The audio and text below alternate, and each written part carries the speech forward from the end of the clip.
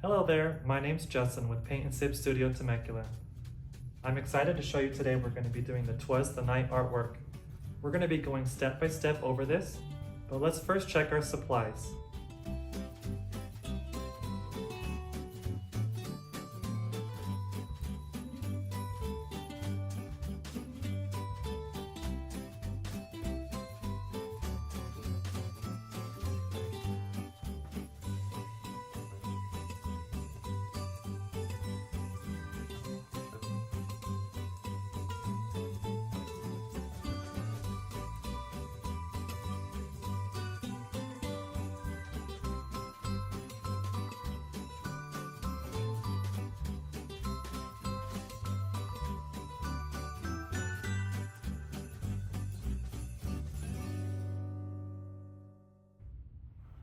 Alright, now that we have all our supplies, let's go ahead and get started.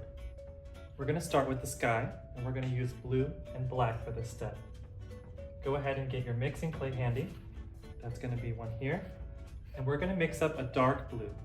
So the blue that you have is not the right color just yet.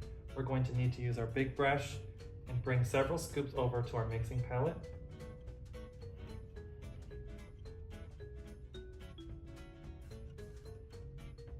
And use only a little bit of black.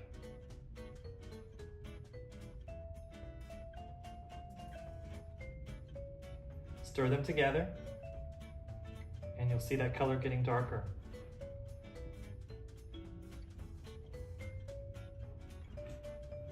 If it gets too dark, just add some more fresh blue to bring the color back. We want just a little bit of gray tones in this, so we will also carefully grab a little bit of white and put some white back into this color. And you'll see a little bit more strength in the blue there. You can mix this up however you want. It doesn't have to be perfectly the same as mine. I always say the darker it is, the more the stars or the snow pops out. And if you like that rich blue, that's perfectly fine. You can do that too. When you're happy with your color, we're going to shape in the silhouette of the sky.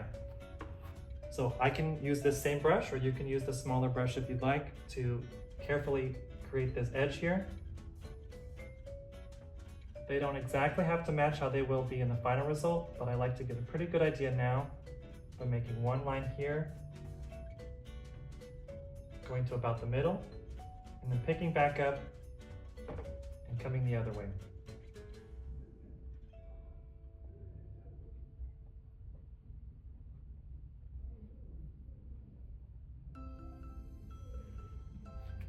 You're going to continue filling the sky all the way from where you started up to the top.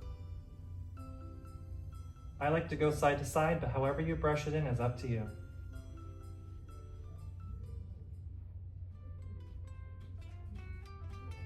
When the brush starts running dry, you see the paint start to crackle.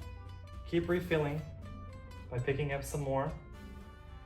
As long as you don't drip it on the lower part here, you can lay in a big glob here and continue to push that around. If you happen to run out, just mix up some more as close as you can to that color and keep going. No need to leave it super thick. Just push all the excess up, and when you see it start to run dry again, just reload the brush.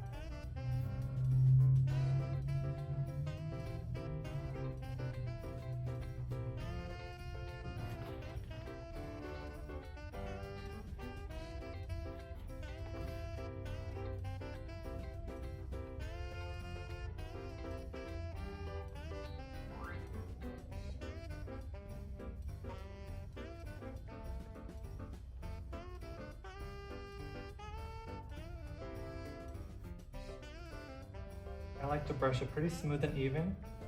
If you're noticing any canvas showing through a little excessively, you can pick up just a little more paint and add a little bit more coverage there. Before this dries though, we need to add all of the color effects that we're going to want for our final result. So we're going to wash this brush off in the water.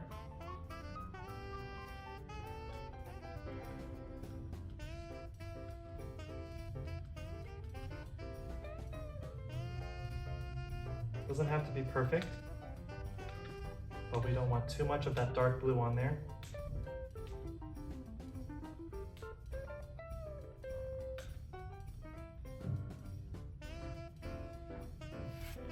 And what we're going to do is imagine about here, we want the vortex of our swirl to kind of accumulate. That's where the moon is going to be. And everything kind of gathers up towards that upper left corner.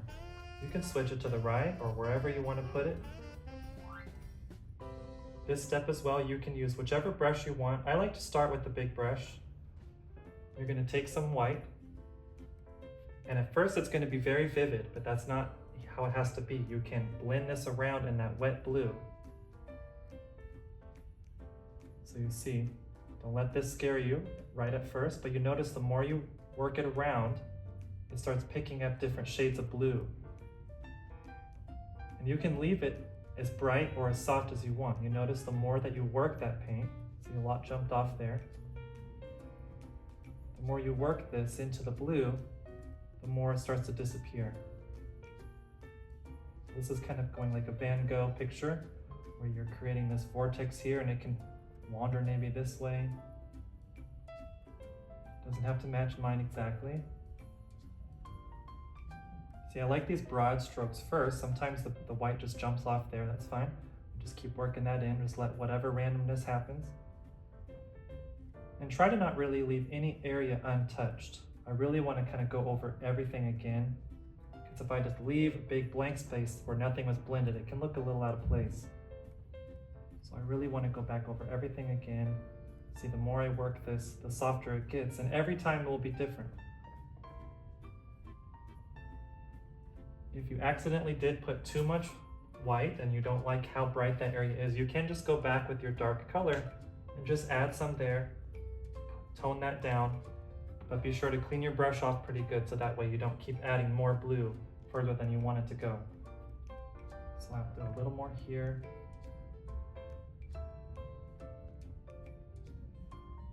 I like how that's looking. Now if you did the big brush like me, that's going to give you those broad strokes, but I like to mix it up with a little bit of narrow ones too. So I'll switch to the small brush. And you don't even really have to add too much more white. There's enough there to move around that's still wet. But if you want some more specific streaks, you can add just a little bit more or just kind of move around what's there, but you'll see kind of those thinner, more accurate strokes pop up over the broad, smooth ones. So this is your moment here for the next couple minutes to play around with those. It is drying on us as we speak, so the window will close for the paint, and when it's no longer movable, it's no longer shiny, doesn't look wet, then the paint's kind of dry there, and it really can't move around much more. The only way to continue that was to take more of your base color, refresh that area with the dark blue, and then you can blend more on that area again.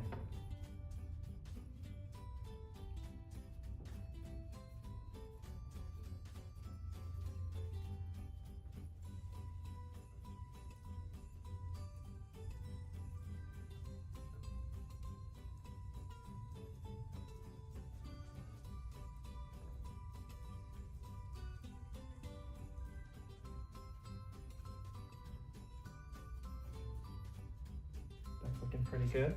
And if I really want that nice glow for the moon as well, I will take, with a small brush, a nice dip of white here, and I'll add that little dot right there where this moon is going to go. This is not going to be the final moon, but I'll take a little bit of that off. I think I might have put too much, but just like a nice little dot there. And either with your finger you could use, that's a fun way to do it, but I like to use the brush, and just take that little dot and keep it really close. Just grow it a little bit at a time. And you see that's like a nice backdrop for when the moon actually goes there. You have like that little extra glow. You could even repeat it a second time. Start from the middle, leave a little bit of white. Do really tight circles and just grow that circle little by little.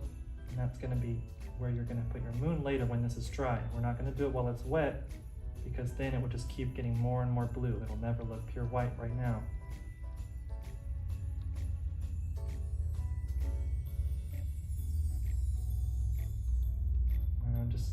There's really not much on my brush. I'm just kind of taking that vortex and just moving it into the surrounding area so everything looks like it's connected.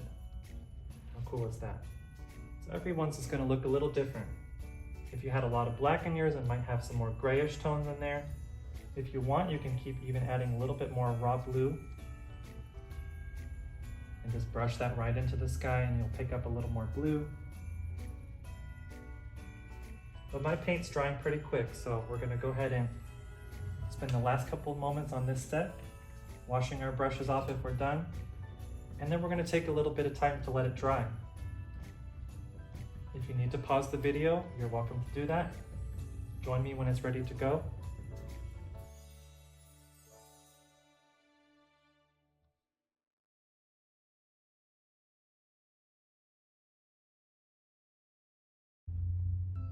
All right, we're ready to jump back into step 2. So this area we've done, it's finishing up drying. Now we're gonna work on the snow. This one is a really fun part. So we're gonna use the big brush again. I got it pretty clean. There might be a little blue on there. That's not a big deal because we're gonna have blue happening in this step. But this just looks so bright, so plain right now. We can't keep it like this. We want a little depth in the shading of the snow. So we're gonna grab some white, take our big brush and grab a big scoop of white. No need to mix anything on the plate. We're gonna do all this on the canvas. So what I'm gonna do is just start spreading that around. And all of this needs to be painted white. So I'm gonna work my way, moving that excess up closer to the edge of the blue.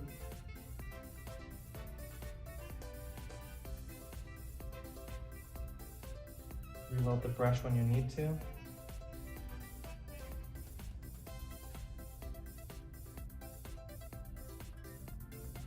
You want to get this pretty well saturated with white. Look out for any spots that might be missing.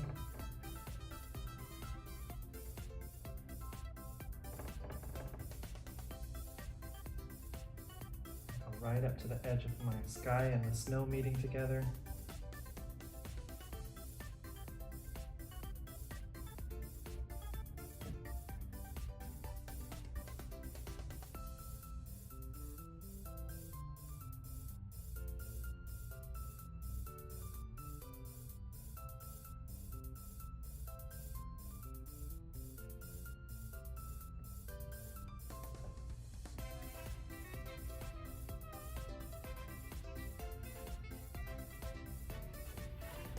All right, finishing that step up, adding the white.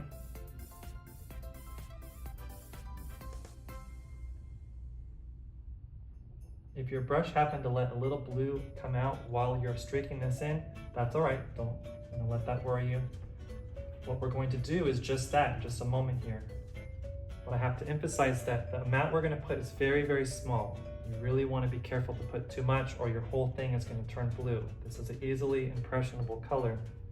So I'm going to, jump between my small brush and my big brush. I'm going to take just a little bit of that blue that was from the last step. I'm going to take just a little bit with the small brush. And I want this hill, in my case, this one was a little bit bigger hill, so I want that to be the one that overlaps. So I'm just going to lay little bits of blue and kind of define this overlapping here. So the other one is tucked behind, and this one comes in front. You see just a few dashes of that here, and a couple other places. And it's almost the exact opposite of what we just did in the sky. We laid in the blue and swirled in some white. We're going to do white and swirl in the blue. And you see how I'm going to just pick that up back with the big brush.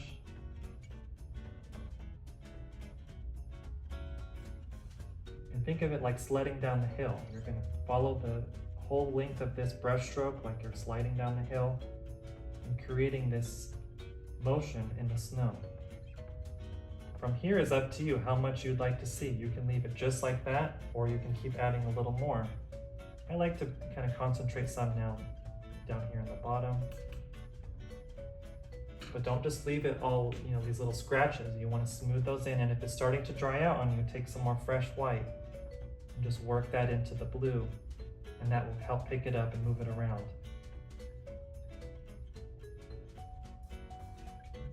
See, all of the area here gets directed. We don't want to have conflicting motions of different crisscrosses. We want all of it to flow down the way we want that hill to go.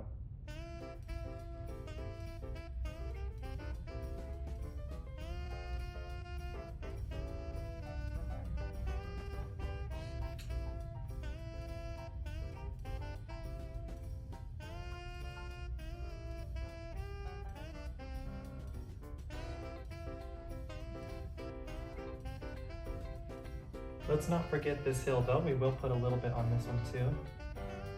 Smaller hill. That one goes a different way. So in order to not conflict with the motion of this one, I'm going to just start with the edge of the brush and pull it away using the edge to line that hill up. You may accidentally cross into it, and I'll show you how to fix that in just a second.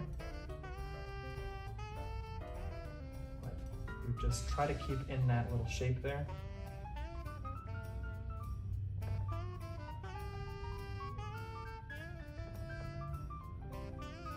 If I have too much blue, I'll just put a little more white there. See, that looks nice. But what you may want to do when you do this hill is just go back through again with your hill that's the one in front, and just one last time smooth anything out so it still looks like it's the one that goes in front. Everything else is trapped behind it.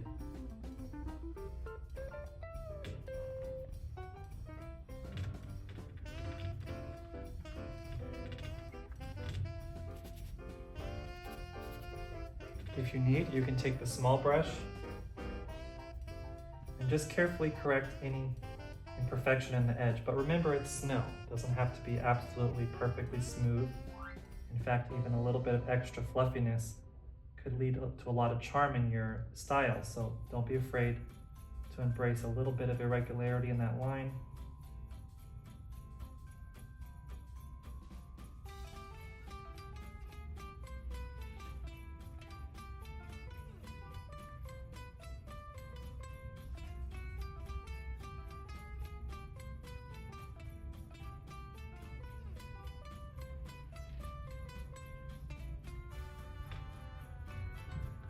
Go ahead and finish up all the details you want to do in this step. And take a step back and look at it and see, do you feel that any area had too much blue? If you didn't like a certain part that had too much blue, you want to let it dry, but you can take a clean brush and just brush some more white over that spot, and it will tone it down a lot. And if you took too much of the blue away by doing that, you can as well put just a little bit more of that blue and repeat that process.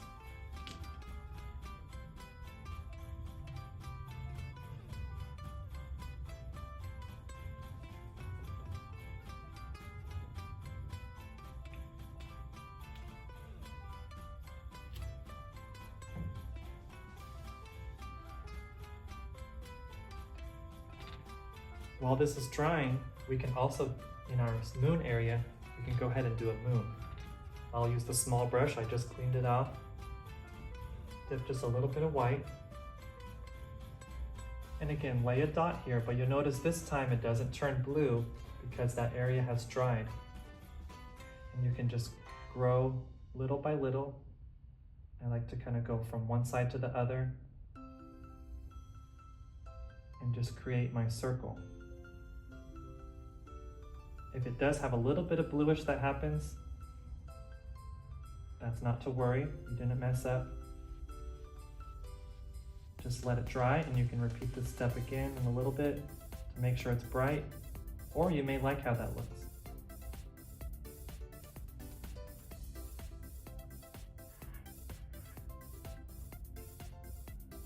So mine turned a little blue still, probably there was a little blue on my brush, but I can definitely touch that up again once it's dry. Each time you do it, it'll get more and more bright.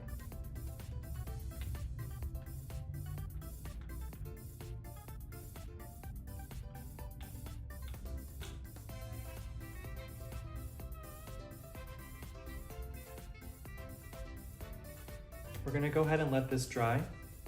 If you need to pause the video, feel free, and join me when you're ready to come back.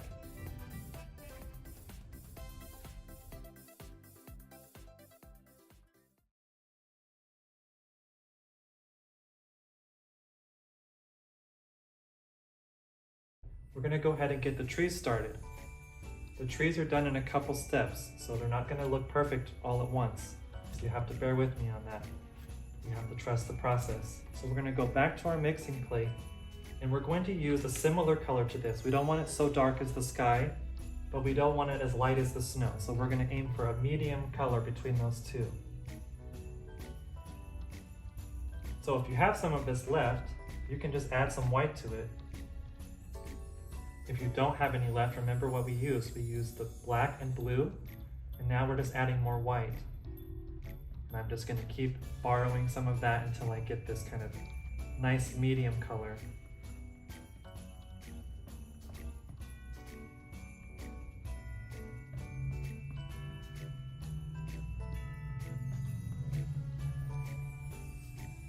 Now this is what I would call the base that goes underneath the snow.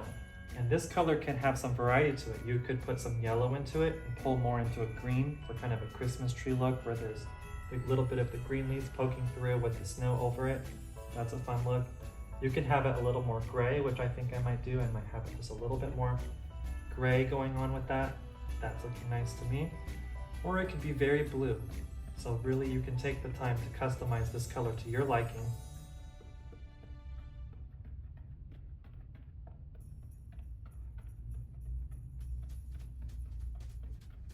And as we've been here a little while, especially with working with such a thin amount of paint here, it may dry out to the air. So if you don't have quite enough, what helps me just give it a little bit more life is just taking a little bit of my water and putting some water into the paint. That's gonna help it flow and go where you want it to go. You don't wanna fight with it. If it doesn't feel like it's going where you want it to go, usually it's needing a little more moisture to move around. So I like to use this brush, the medium, the medium flat brush here. But what we're gonna do is make sure the bristles are trained. I use the edge of my plate to kind of squeeze out the excess and make sure I've trained it to look very, very compressed together. And I'm gonna start with the big tree. And what you're gonna do is just use the very edge of the brush. Don't let it tilt or fall any other way except just straight ahead. And you're just gonna make your best line straight up and down from the very top of the tree down to about where you want it to go into the ground.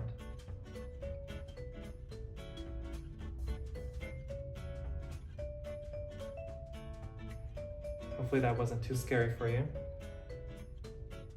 You want this to be very, very pointy at the top, so we're gonna leave that little top point alone.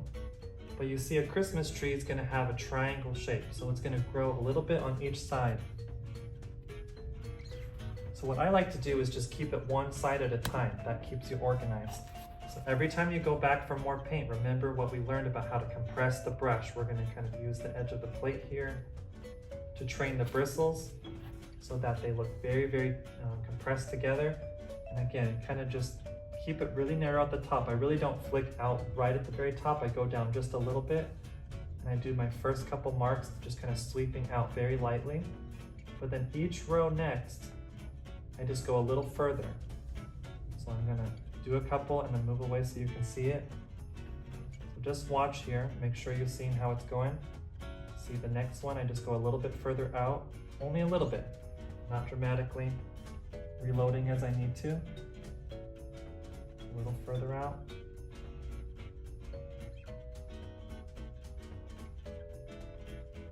See, this is a great color. We can see where everything is. That's the main thing. You don't want to be lost where this tree is going.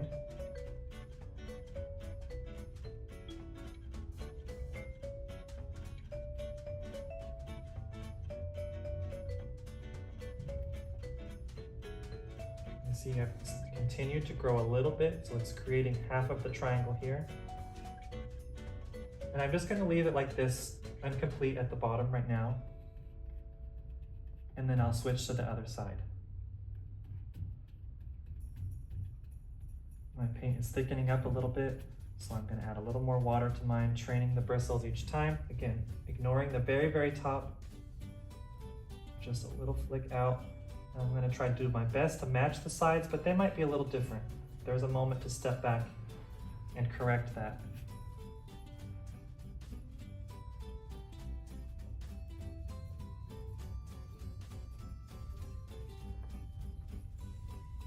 I went a little quicker this time, but it's the same exact thing as last time.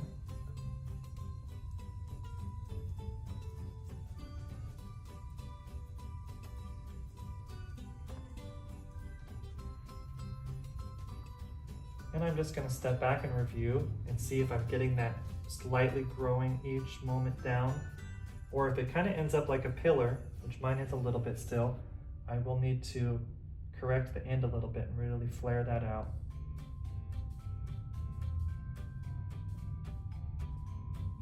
And remember, we left the bottom not finished, but now we can kind of see we want to just pull and kind of round it out so it kind of goes forward and fills those angles in between the two halves, because we don't want it to just look like a 2D shape. We want it to kind of look like it rounds out towards us to look 3D. Here in the inside, this could look a little messy. You might have a little bit of your snow kind of getting into those colors like mine. That's okay. We're going to layer this in a little bit when we have all of our bases done.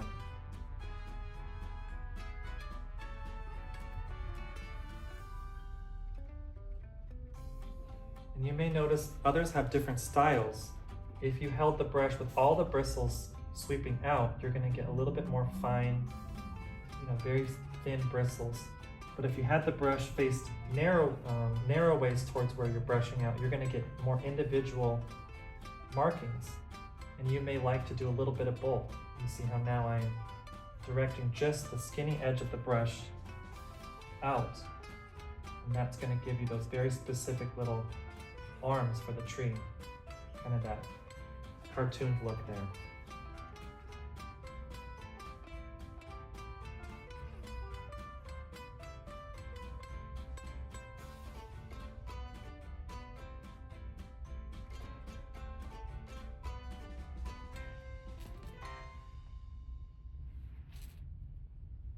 Make sure your top point looks really, really narrow. If it doesn't, you can use the small brush.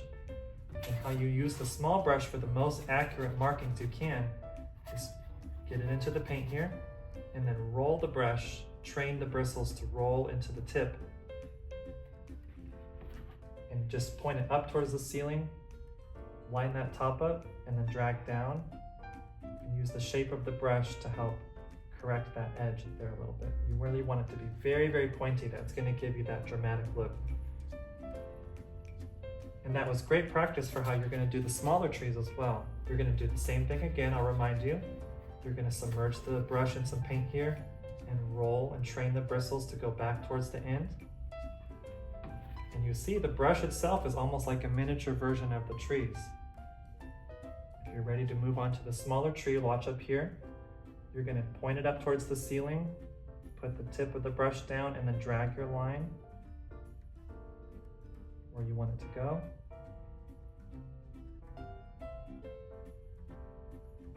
And I recommend using this brush for the whole tree because it's so small.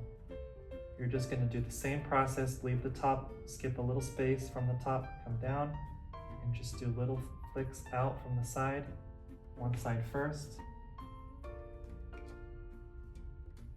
Next side, and then round it out in the space between at the bottom so that it has that kind of curved shape. If they're really, really see-through, don't worry. You see how here is, I call that ghosting, where you see the division between the two colors. We're going to improve that. This is just getting what you would call a base or a silhouette. That color is also a little bit harder to tell, but again, we're going to layer another layer over this to really bring it to life. If you'd like to do more trees, you absolutely can do a couple more. I'm just going to do one more here. Adding water to my mix. If you run out at any time, just make more, as close as you can to the same color. Rolling the brush to train the end. And I can maybe do one more here, or I can squeeze just a little teeny one back here. I think I'll do that. Point up towards the ceiling, drag down for the full length of the tree, skip a little space from the top, and flare out one side at a time.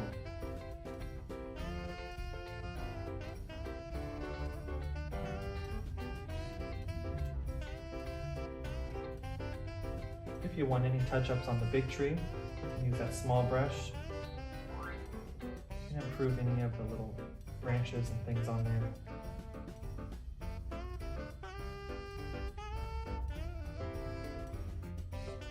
It's looking really good.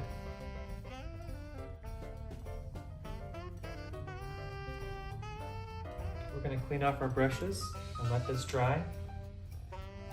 We're almost there. We got another couple steps to go to bring this to life. If you need to pause the video, go for it and come back when you're ready.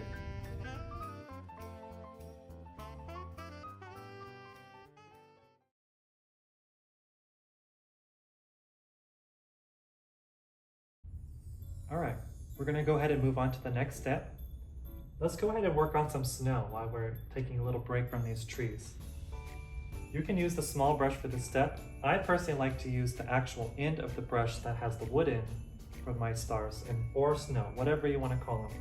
But if you want a little bit more of a randomness to the shapes and sizes, the brush end works fine for that. But what I like to do is take the wooden end, dip it right into the mass of the paint, and you'll notice it has just a little peak on top there. It doesn't hold very much because there's no bristles to hold extra, so it's just sitting there right on top of the wood. But if you take that little dot and you gently press it onto the canvas, not even really pressing it down all the way, just enough to touch it to it, you'll be able to do a few little dots here.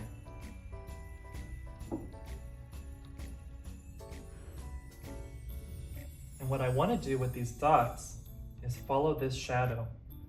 So you see how this follows around these highlights and shadows here. I'm going to follow those swirls and do little trails like this. Notice as well that your first dot's always the biggest. So in order for it to not look like polka dots, what I like to do is find my kind of center and do a couple on either side and let the brush kind of run out of dots kind of equally in both ways. That's going to give you a nice concentration of them and not just look like a polka dot pattern. So I'll do that a couple more times. So dip it pretty often. I would say like once per little area like this. So I'm going to do my dot. That's the biggest one, and then I'm going to jump back and forth between both sides to kind of let them taper off. Isn't that cool?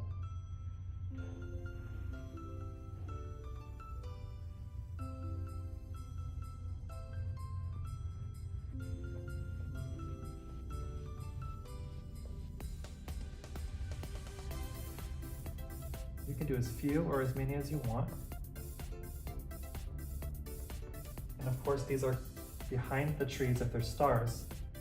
So if I don't want them to be snow, I think of them as stars, I'm going to stop and avoid the tree. But if you want it to be falling snow, then they could go on top of the tree too.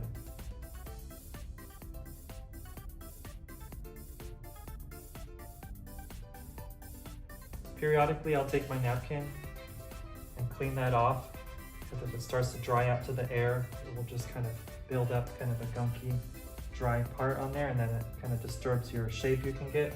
So I will kind of wipe it off every so often, dip it, get that little tiny peak on there, and just gently touch that paint to the end of the canvas.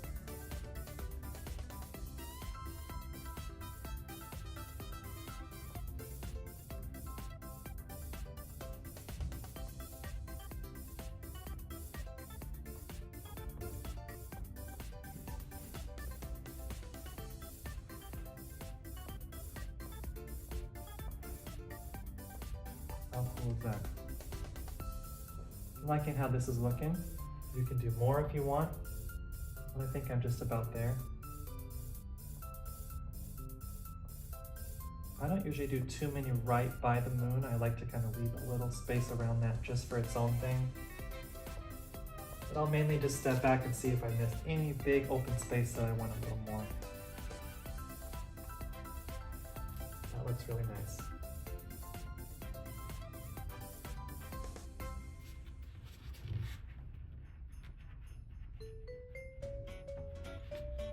We can go ahead and move on to the snow on the trees. We're going to keep using the small brush here.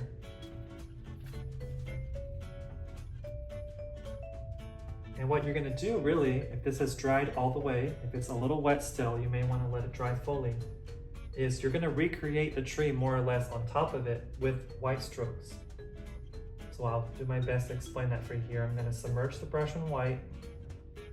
I don't want too much, and you'll have to do this pretty regularly, so I'll find a little space here and I'll kind of take the excess off, roll the brush, train it. So it's got some white over most of the brush, but not a lot. And what you're going to do, wherever you want to start, I kind of like to start maybe the lower, lower from the top or in the middle, and kind of work up or down from there. If you start right at the top, sometimes that's like the little trickiest spot to kind of understand how this pattern works, and you could, get frustrated. So I like to start somewhere really easy where I'm just going to take one of these little extensions from the tree and just line that up and just pull back. You notice you want to do the pull back instead of the flick out. Pulling back is going to give you that cleaner look where you see the taper goes away from where you pull it. So we want to create this here, and you're really going to just do a couple rows of these. You see, like I do some, and they're not all going to line up perfectly. In fact, they probably shouldn't. You don't want them to look like the same thing over and over. You kind of want them to have a little bit different look, and then I'll do kind of in between them. You see how those kind of go further inset? That's what we want to do. And then kind of in the middle here, you see kind of one goes straight forward, and then it kind of starts flipping to the other side. You see, I got to really keep dipping my brush consistently because it runs dry pretty quick. 1 or 2 marks and you're running dry, and you don't want to try to do more and more and more with it running dry. It's not going to have that nice bright effect here. But you see how I'm going to go a little quicker here, and you see, look at that. And we're leaving just little bits of that original base color shine behind that. We need that there to contrast it and be the shadow. But look how cool that's looking already. Any one that's a little too soft, I can just retouch it. I like a variety, not every single one of them has to be super, super bright, but I'll definitely just kind of keep a lookout periodically and see if one just really doesn't look bright in that place there.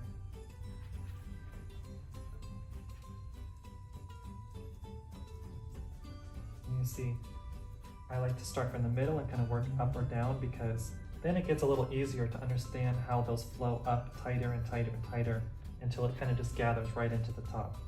Starting from the top could be a little tricky to understand how it would float down.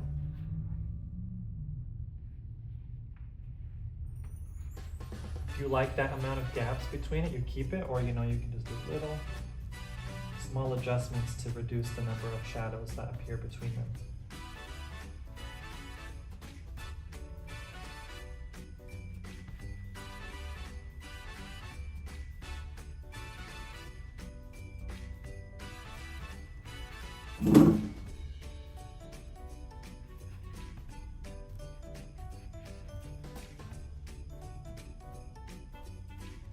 If I can help it, I'll even try to press a little harder and do bigger strokes as it goes down towards the bottom. For one, that makes it a little faster to finish, and two, it just kind of makes sense that it kind of goes from small to big.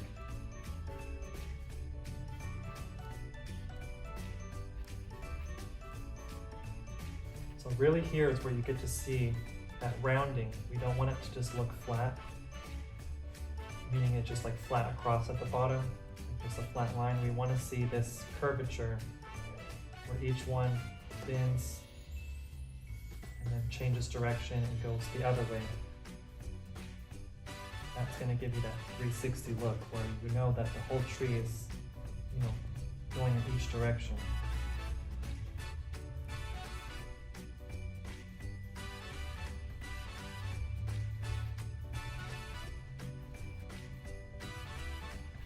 You see, I'm almost dipping my brush every single time just because I want them to be nice and fresh, and I'm reloading my little area here often so that way I get a pretty consistent mark.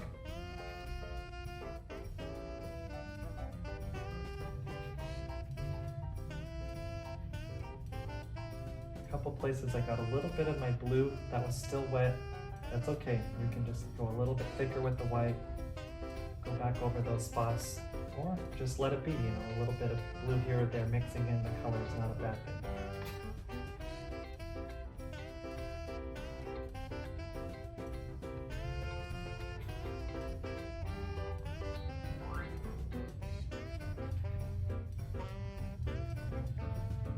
All right, that looks pretty good for my first tree. The other ones are going to be a lot quicker because they're smaller, but that doesn't mean rush through them. Take your time. You'll really want to train that brush to get as close to the end as you can. And again, you're going to just, I like to either hold my wrist, or if it's dry here, you can anchor yourself and really press lightly. Start in the middle and work up, and then work yourself down, and do that same effect again. Overall, it's going to have to be simplified a little bit because it is so small, but you get the idea. You're creating that look.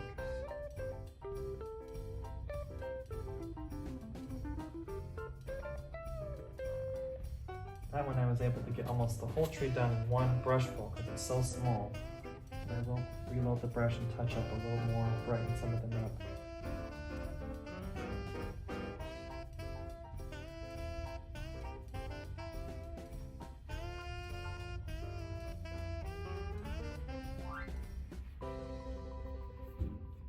And then we're going to go ahead and move on to the last tree when you're ready. Same thing.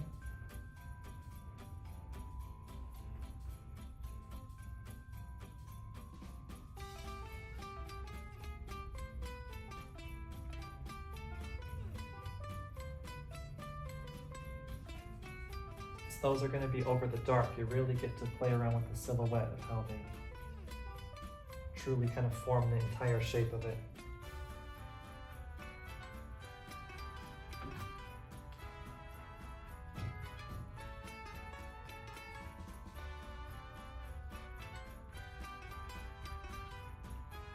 Clean my brushes off here. We're almost there. Just the little tiny details that bring it all together.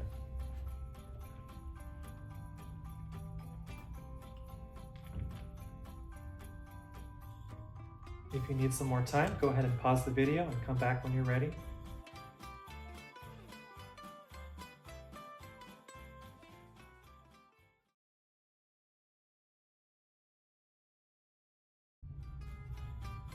We're going to go ahead and finish up our last little bit of steps here.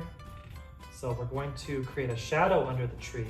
And this is a new step, what we really haven't done before with this kind of consistency. So what we're going to make is called a glaze.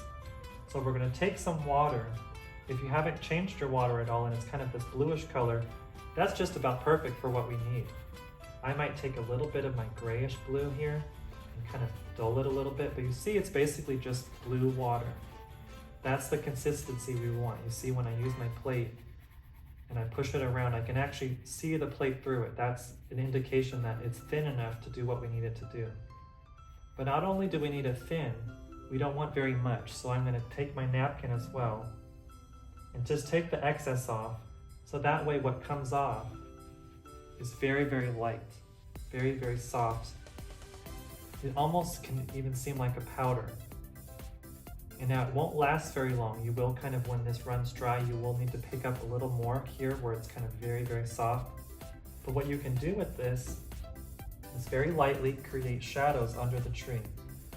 So our moon is here, so I imagine from that ray that it casts that it would kind of create shadows like this, where you see, you would almost draw a line from the moon, and then that would be your angle for the shadow.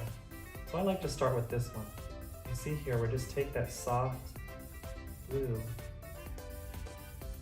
and just kind of replicate. Doesn't need to have all the details, but just replicate a rough indication of how that tree would cast itself on the ground. I'll pick up a little more. You might have a little bit more on the brush after you get comfortable with this for the bigger tree, but nothing wrong with starting some, letting it run dry, pick up a little more. Start back in the original place right at the base here, and then fade it a little further out each time. But I'll emphasize that again, if you start and you run out, don't start right where you ran out, because then you'll start really strong again. You always want to start strongest right at the base, and then just continue to work that out from there. That will prevent you from having this kind of like disconnected line if you have to continue. So hopefully I got enough here to use this glaze of blue. You see, I'm just kind of like going back and forth, which kind of gives you that zigzaggy look how the tree is. And I kind of just let it fade off down towards here. Get all those little crevices there underneath.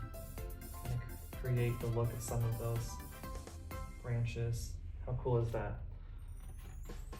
I'm going to do one more time here on this last tree. That angle pretty steep towards the moon, so you won't even see much of it depending on where you put that tree.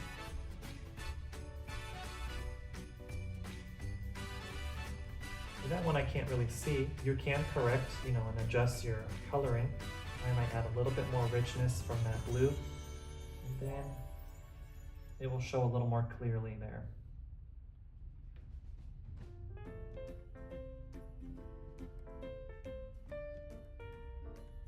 I'll add a little bit on right at the base of the other trees too, some in that darker blue that I made. You can kind of do it in a couple different stages, and then I like to just take my finger even and just kind of soften that up. That looks really nice. You don't want to forget about the moon though. If that moon needed a retouch and you hadn't had a chance to do that in any of the steps, be sure to clean that brush off. We'll take some more white. And we'll go ahead and freshen that moon up a little more.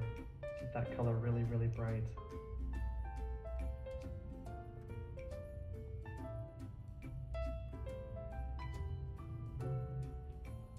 And that looks really, really nice now.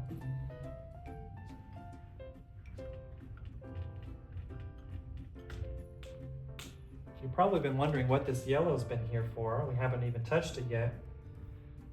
I'm going to use that to make some ornaments on my tree. So as long as your white has dried, you can go ahead and do this.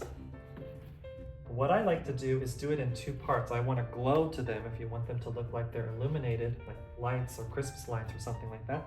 So I'll find a little bit more free space. I'm going to take some white with my small brush and a little bit of yellow. And I'm going to make a soft yellow here.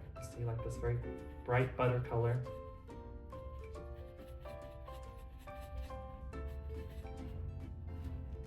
And again, I'm going to train my brush to be not too much on there, concentrated in towards the end of the brush. And I'm going to decide, which trees get it or not. You can do all the trees or just one or just none. But you're going to take that soft yellow and you're going to create. This isn't the actual ornament. Remember what we did for the moon? We created kind of a glow first, and then we added something on over it.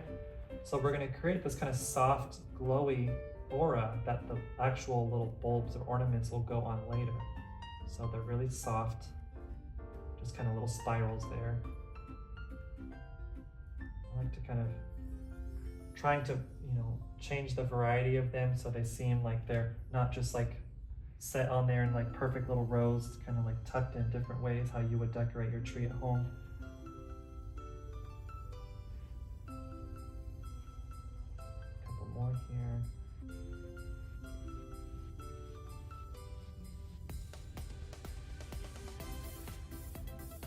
And if you want a star, roll the brush real nice. You want to see that tip really, really clearly. And then just start right at the top of the tree, go up, go right, go left,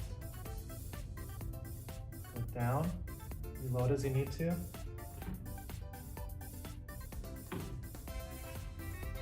and crisscross, a little shorter, and then you have a little beaming star on the top. How cool is that? So I'll go ahead with the other ones on the lower, the side trees. You don't really have much room to do a little spiral, so I just really kind of tap a little small dot, that light yellow. You really don't have a lot of room to make them too big. And you might like the look of this, just soft, very, very clean, very nice. But if you like that kind of more intense yellow, for an actual like bulb or an ornament, just add more intense yellow to your mix here. Still having some white in it I think is better than just using the yellow. It looks very mustardy. You see that kind of sunflower yellow here. And I'm going to have just a little bit on the tip of my brush. And after that's dried a moment, you can actually just do a smaller little dab there, right in the middle of that aura. And that's going to give you that look where it has like a glow around it.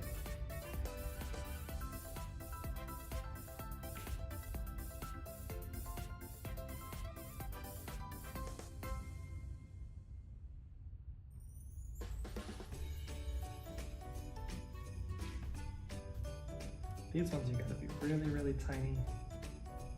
That little dotting, that deeper yellow.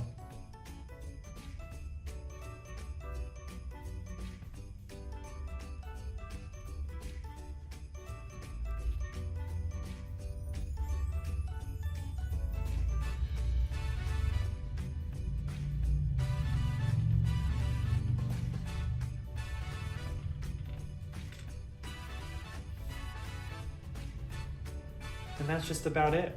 If there's any other touches you'd like to do, feel free to add more to this. I can think of maybe a little snowman down here, maybe a little snow bunny running in the snow, anything else you want to put. And that's just about it. I hope that you had fun watching this, and I hope that you enjoyed your final result. Thank you so much, and have a Merry Christmas.